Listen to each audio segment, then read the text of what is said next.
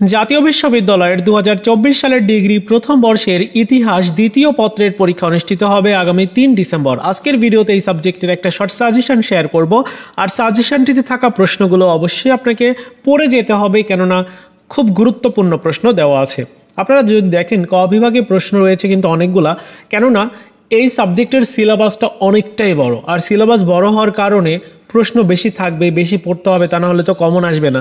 যেমন রাষ্ট্রবিজ্ঞান প্রথম পত্রে এবার কিন্তু অনেক আনকমন প্রশ্ন আসছে, এছাড়াও নতুন অনেকগুলো প্রশ্ন করা হয়েছে, যেহেতু সিলেবাস বড় যার কারণে নতুন প্রশ্ন চাইলে করতে পারে তারা, এজন্য অবশ্যই নতুন প্রশ্ন এবং পুরাতন প্রশ্ন পড়তে হবে।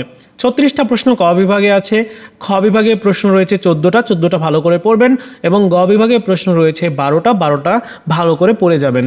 তো এই ছিল পুরো সাজেশনটা। আপনারা পিডিএফটি যদি নিতে চান, এই ভিডিওর প্রথম কমেন্টসে আমি ডাউনলোড করার লিঙ্ক দিয়ে রেখেছি পিডিএফ ফাইলের, সো ডাউনলোড করে নেন প্রত্যেকে। এই ছিল ভিডিও, দেখা হচ্ছে নতুন ভিডিওতে। ভালো থাকুন সবাই, ধন্যবাদ।